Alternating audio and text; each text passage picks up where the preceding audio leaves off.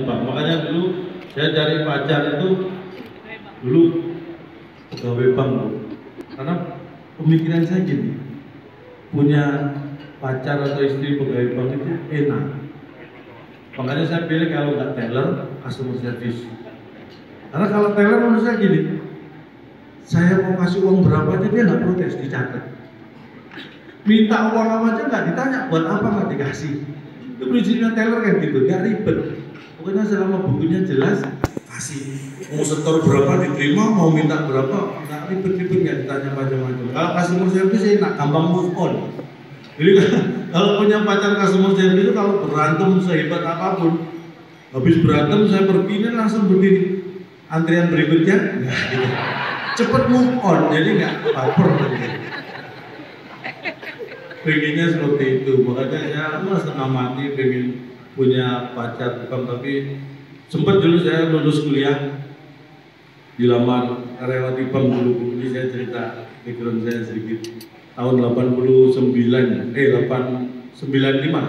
saya lulus kuliah, dilamar karyawati bank, tapi ya terpaksa dengan halus saya tolak karena waktu itu karyawati bank itu sudah pensiun 20 tahun. Saya jadi bingung, ini mau cari suami apa cari menantu gitu. Makanya saya tolak dengan halus. Dan akhirnya saya ketemu dengan pasangan saya yang sekarang. Saya dengan istri luar biasa. Pendapatan berapapun saya terima, saya serahkan ke istri. Benar. Karena prinsip saya, uang kalau tidak dikelola wanita, ada kemungkinan besar dihabiskan wanita lain. Ini yang saya jaga, ibu ya. Ibu tepuk tangan, ibu luar biasa. Makanya ini ibu yang hebat, yang mensupport suami. Itulah, makanya berapapun. Dan saya bersama istri dulu sebelum menikah ada perjanjian pranikah, makanya rumah tangga saya itu termasuk ya alhamdulillah aman-aman saja. Karena perjanjian pranikahnya begini, saya ikuti aturan dari Bank Indonesia. Jadi uang dengan gambar pahlawan laki-laki untuk laki-laki, uang dengan gambar pahlawan wanita untuk wanita. Jadi pembagian di rumah seperti itu Bapak Ibu. Jadi alhamdulillah ini uang di Indonesia ini pecahan yang besar-besar masih bergambar pahlawan laki-laki. Jadi ekonomi saya masih aman. Isi saya seingat saya paling besar dulu pegang 10.000 waktu gambar Ibu Kartini dulu ya. Sekarang sudah 5.000 lagi yang dipegang. Tapi istri nggak bisa protes, sudah perjanjian ya. Apalagi perkembangan Bank Sumut ini saya bangga juga. Saya ikuti tadi juga mengeluarkan banyak kartu-kartu, prinsipnya ini supaya lebih mudah, lebih praktis, nggak ribet. Saya juga mulai era itu Pak, di keluarga saya cashless, paperless sudah saya lakukan. Makanya saya mulai paperless. Jadi saya ngasih belanja istri nggak pernah yang kertas-kertas. Saya kasih yang koin-koin. Saya katakan istri saya mulai paperless. Bahkan sekarang sudah cashless. Saya nggak pernah ngasih cash. Saya janjiin terus. Tapi saya bersyukur karena kebetulan istri saya pintar nyari duit lah. Jadi memang agak ribet. Saking pintarnya nyari duit istri saya nyimpen di mana aja ketemu. Pintar bu istri saya nyari duit. Bingung saya. Nyimpen di mana? Saya simpen di tetangga loh, masih ketemu. Saya pintar. Saya sangat bersyukur walaupun dulu ya saya dapat istri itu dari lomba dulu bu. Bener bu. Saya ini orang yang apa ya? Prestasi itu yang utama. Saya nggak mau dibelas kasihani ya. Makanya ingat ya, pertama kali punya handphone itu saya dulu juara 1 lomba lari. Saingannya orang satu kampung, polisi sama pemilik handphone. Ya dulu saya copet. Untung saya larinya juara 1 sambil bawa handphone. Coba kalau saya nggak juara 1 ketangkap dibakar massa saya dulu. Artinya untuk hal yang negatif saja kita butuh prestasi. Apalagi hal yang positif. Makanya apa yang dilakukan oleh Bank Sumut kita harus support karena ini tujuannya untuk meningkatkan prestasi terutama. Makanya lomba apa aja dulu saya ikut tuh. Bahkan KTP saya ini sempat pekerjaan peserta lomba. Saking banyaknya lomba. Dulu saya istri sampai lupa saya dapat lomba saking banyaknya. Pokoknya yang menang dapat yang cantik, Bu. Saya kalah. Saya kan manusia biasa, Bu, pernah kalah juga. Jadi mohon maaf, ini supaya Bapak Ibu bisa membayangkan ya, istri saya itu 78 kilo beratnya. Tingginya 150. Bapak Ibu membayangkan kulkas satu pintu ya? Ada kepalanya ini, Pak. Tapi tetap saya sayang, walaupun seperti itu sayang. Sayang saya itu sama itu. Saking sayangnya nih Bapak Ibu, kalau saya habis kerja pulang ke rumah, di dompet ada uang berapapun, saya langsung kasih ke istri. Ini saking sayangnya. Pulang ke rumah, buka pintu, lihat wajah istri, aduh, misalnya di dompet ada uang 1 juta. Karena sayang, langsung ambil nih 20.000, saya kasih. Harus ada rasa sayang. Sayang kalau dikasihkan semua. Sayangnya makanya istri saya itu ya tetap sayang, walaupun seperti itu saya tetap yang penting sehat. Makanya saya minta kamu jaga makanan lah. Bener, makanannya dijaga, nggak boleh diambil. Wah, gawat nih. Akhirnya saya ancam, Bu, ini terpaksa saya pakai trik sedikit lah. Bu, beratmu ini sekarang sudah 78 kilo. Sebentar lagi awas ya, kalau sampai 80 kilo, terpaksa kamu saya tukar 40-an dua. Isi saya tukar 40 dan 40. Ini sudah 6 bulan terakhir ini tiap hari lari 4 km istri saya. Udah 6 bulan nih, nggak tahu sampai mana sekarang.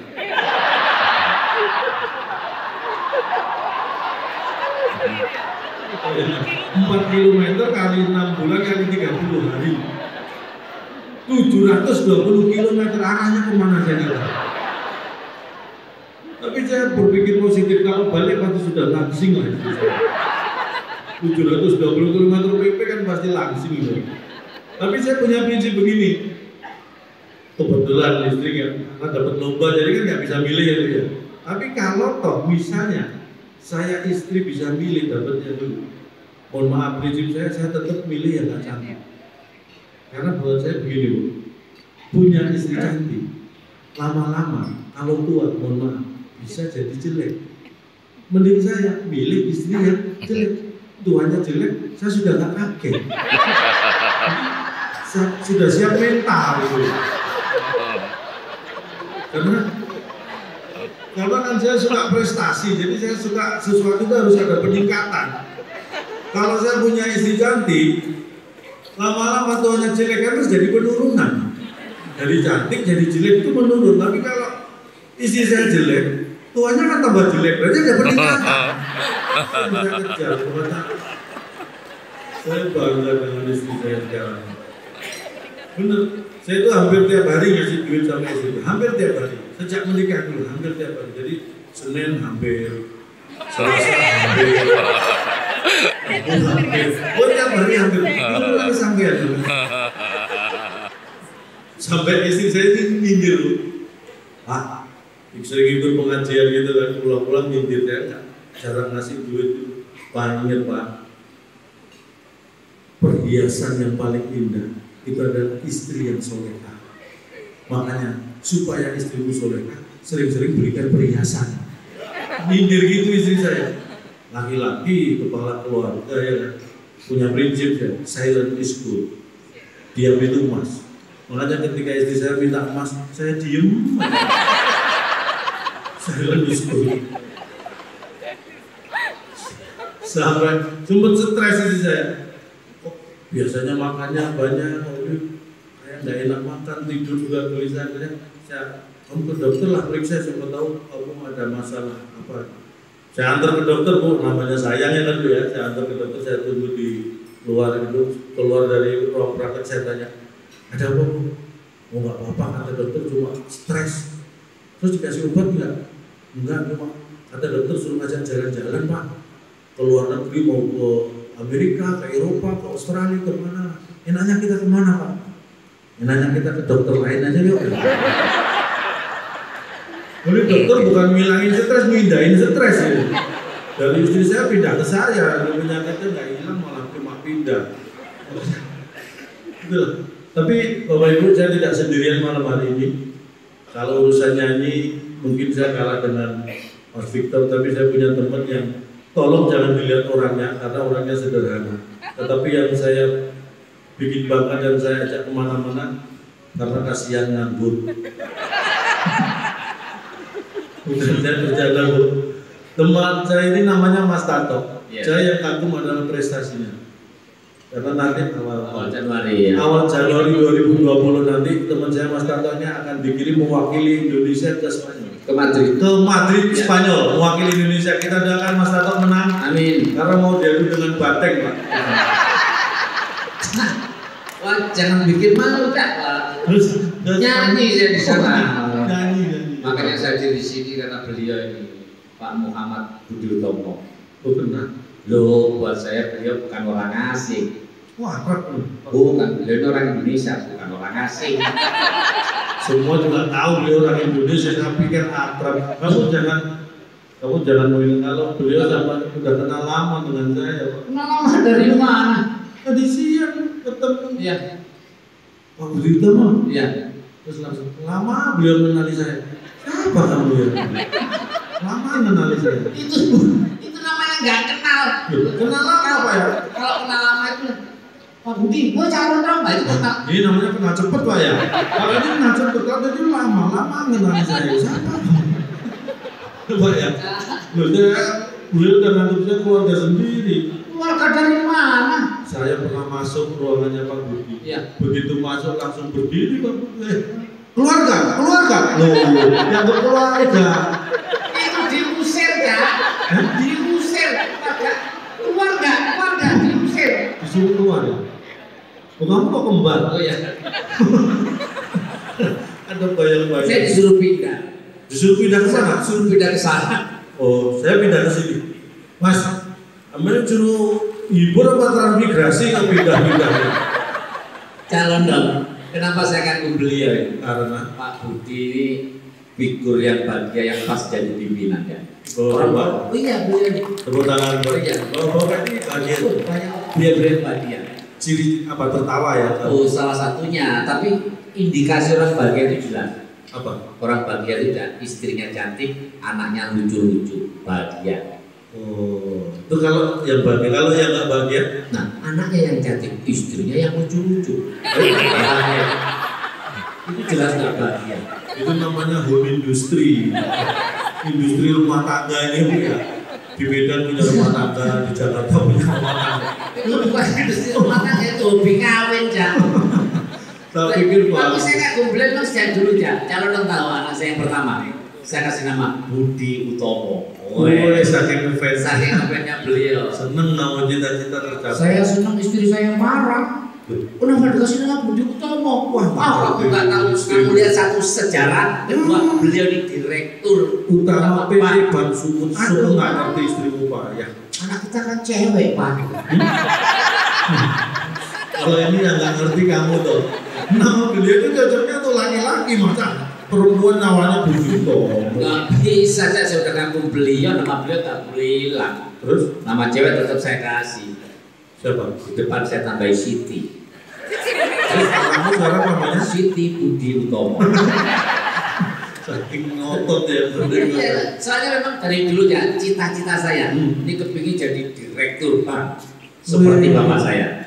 Bapakku direktur Pak? Bukan bapak saya juga kepingin. Ya, toh ini mohon maaf. Iya. Biasanya kalau ini Bu ya, kalau ada orang bicara saya pengen cita-cita pengen jadi direktur bank seperti bapak saya. Iya. Itu biasanya yang ngomong seperti itu bapaknya direktur bank. Bukan bapak saya kepingin, saya juga kepingin.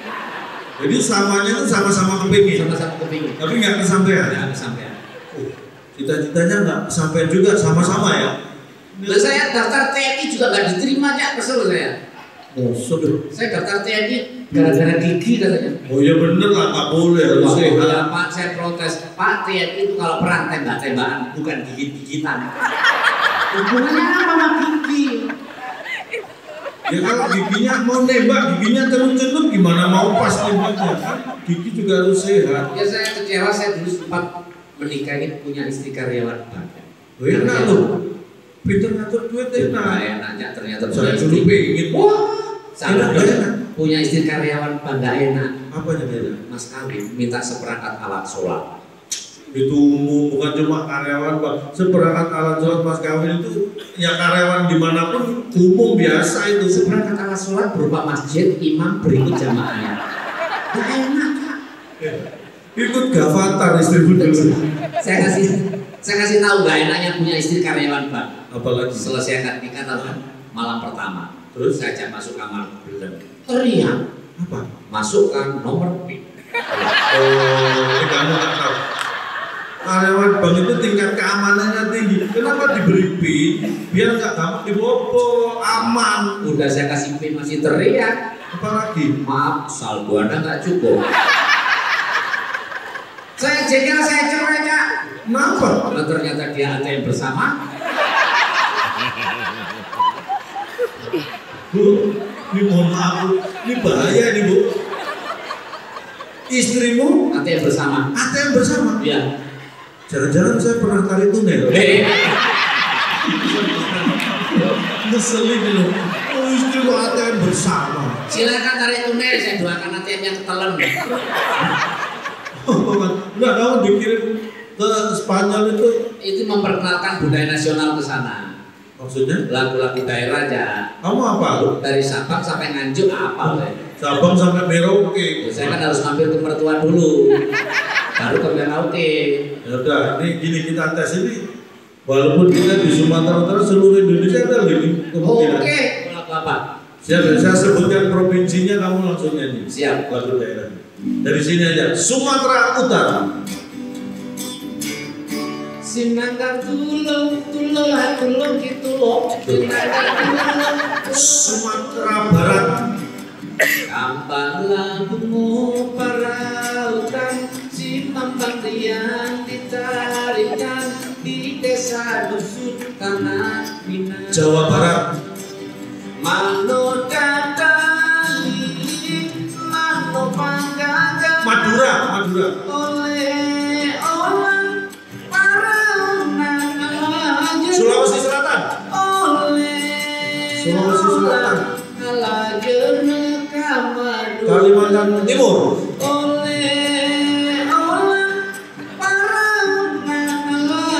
Maluku.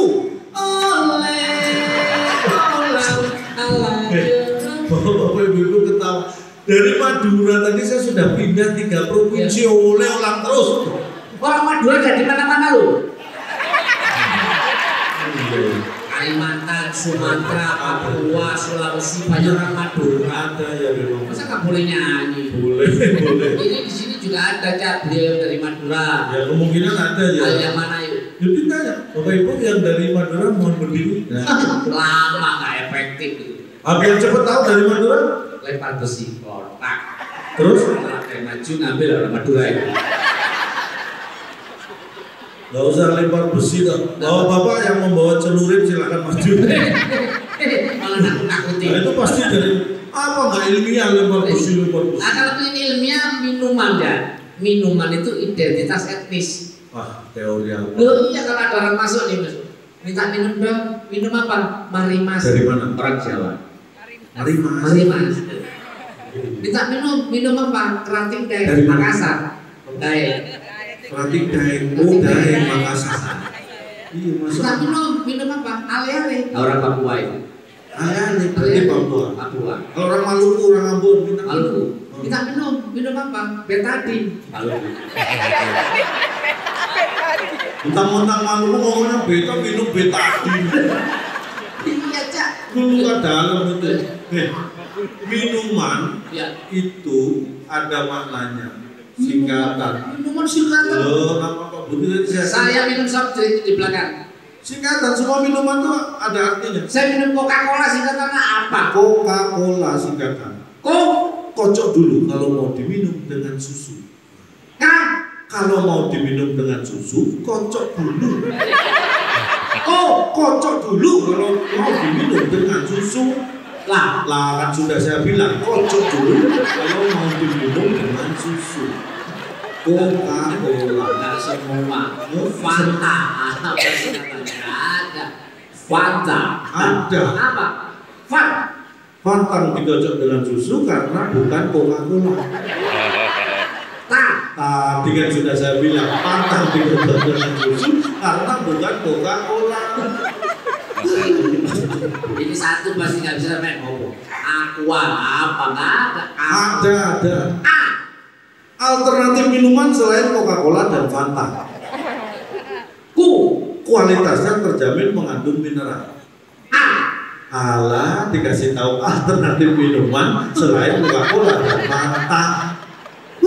Ini satu pasti nggak bisa jalan. Sprite. Apa sih kata Sprite? Ada. Apa? Sprite nyatanya nyegerin. Bogis. Itu iklannya suara saya, Bu. Mohon doanya diperpanjang, Bu ya. Tuh, ada. Iya, Bu, itu memang suaranya lorong, Bu, tapi jadi botolnya saya, Bu. Apa lah, masuk pinter rumahnya. Aki saya 300. 300. Satu keluarga. Anaknya 3, Pak. Berarti 5 orang 300. Berarti 60-an. Ibu makanya. Kalau pinter. Gajah, tahu gajah? Tahu lah. Gajah sembunyi di mana? Woi, Kabas Oh, Lampung. ngawur. Dia diajari, dididik di sana. Taman Safari. Ditonton di taman safari, bukan sembunyi. Di kebun binatang. Ditonton di sana. Di mana? Di ballroomnya ini, di Meriam. Saya dari jam 9 pagi di sini, Cak. Lihat gajah kan? Enggak. Nah, itu karena lagi sembunyi. Makanya nggak kelihatan. Berarti gajahnya sembunyi dong. Sampai mikir. Masa di sini sembunyi? Naik ke 300 gajah sembunyi di mana nggak tahu. Gajah kakinya berapa, Kak? Gajah kakinya 4. Ayam kakinya berapa? 2. Ular kakinya berapa? Nggak punya. Nah, kenapa ular nggak dikasih kaki? Binatang melata. Oh, nggak ilmiah itu. Kenapa ular nggak dikasih kaki? Ular kalau dikasih kaki dikit. Coba ada ular lewat terus dikasih kaki. Dikit. Ular kalau dikasih kaki. Dikit. Ular. Bagus. Ular dikasih kaki. Jadi maksudnya ular dikasih kaki itu ular dikasih kaki. Iya, dikit. Lain kali tak kasih lehermu sekarang. Tikus kakinya berapa? 4, Bos. Tikus apa yang kakinya 2? Nggak ada. Ada. Apa? Mickey Mouse. Bebek apa yang kakinya 2? Donald bebek. Salah. Apa? Semua bebek kakinya 2. Dikira cuma Donald bebek. Semua bebek kakinya. Jangankan Donald bebek, Donald Trump loh kakinya 2.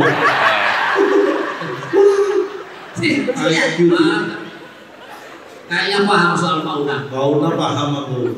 Kak Lontong tahu monyet nggak? Monyet. Monyet punya anak. Ya. Anaknya diterkam harimau. Ya. Bapaknya monyet marah nggak? Insting binatang itu insting pasti marah. Yang sabar. Yang sabar. Nah, enak. Dulu pelan-pelan. Ada monyet. Ada monyet Punya anak. punya anak. Anaknya diterkam harimau. Diterkam harimau. Bapaknya monyet marah nggak? Pasti marah. Yang sabar.